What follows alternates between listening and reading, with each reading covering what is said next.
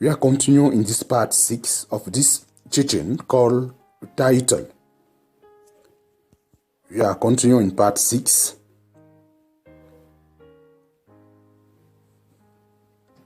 No wonder he said on the cross, "It is finished." Christ has made a full payment of all the requirements of the law, defeated death, and satisfied the judgment of God over man. So the fault in the first covenant, in God's whole covenant, was eliminated by totally removing the covenant itself, and a new second covenant was established.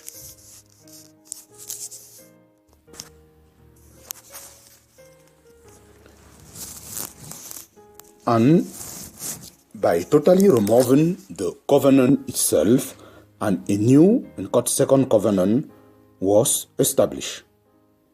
Now he has obtained a more excellent ministry, inasmuch as he is also mediator of a better covenant, which was established on better promises. For if that first covenant had been faultless, then no place would have been sought for a second. In Hebrews chapter 8, verse 6 to 7. Because Jesus told the Pharisees and scribes not to neglect payment of the title while he was still alive, does that now means he said we should continue after he has established a new covenant? If yes, then we shall look at another scenario in Mark chapter 1 verse 14 to 45. Now a leper came to him, imploring him. Then Jesus, moved with compassion, stretched out his hand and touched him, and said to him, "I am willing, be cleansed." As soon as he had spoken, immediately the leprosy left him, and he was cleansed. And he strictly warned him, and said to him, "See that you say nothing to anyone, but go your way, show yourself to the priest, and offer for your cleansing those things which Moses commanded as a testimony to them." Why did Jesus ask him to go to the priest and offer all the sacrifice required under Moses' law for cleansing of any leper who recover from his leprosy? The same things Jesus told the other 10 lepers. He told them to go and see the priest. This was just because the law was still effective and when Jesus died on the cross. Today, if a leper is cured by Jesus, there is no need to go to any priest for any cleansing ritual.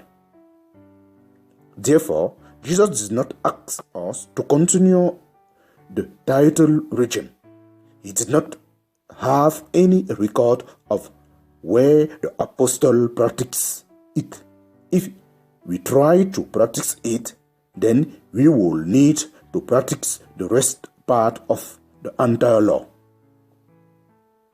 What about the first fruit?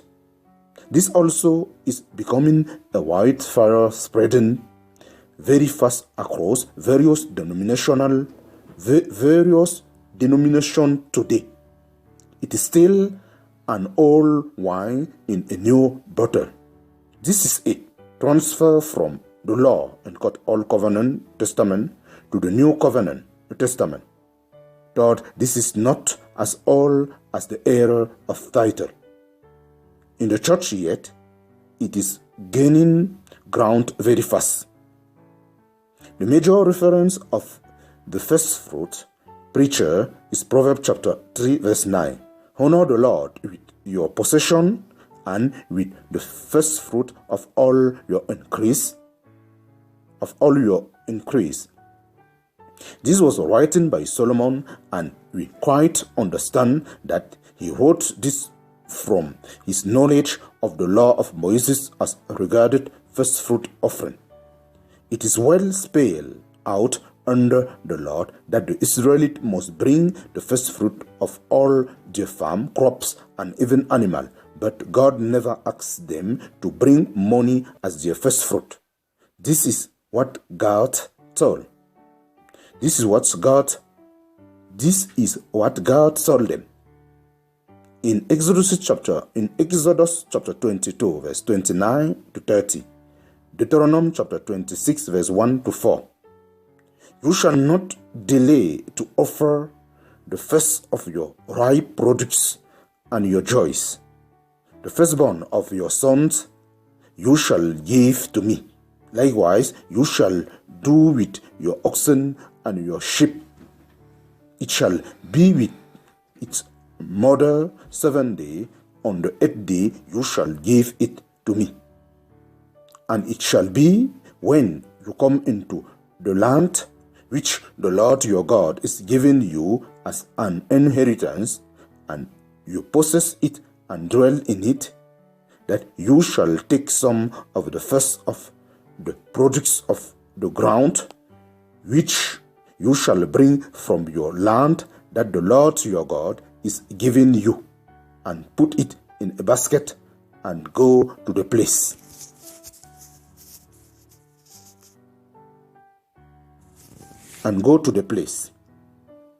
Where the Lord your God chose to make his name abide, and you shall go to the one who is priest in those days, and say to him, I declare today to the Lord your God that I have come to the country which the Lord swore to our father to give us. Then the priest shall take the basket out of your hand and set it down before the altar of the Lord your God.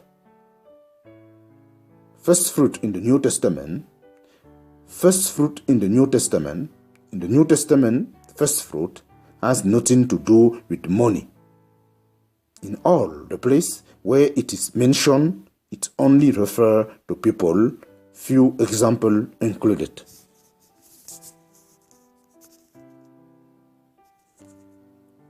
First point. It depicts Christ. It depicts Christian generally. First point number 1. It depicts Christian generally. In Romans chapter 8, verse 22 to 23. For we knew that the whole creation groaned and labored with birth pains together until now. Not only that, but we also, who have the first fruit of the Spirit, even we ourselves groan within ourselves eagerly, waiting for the adoption, the redemption of our body.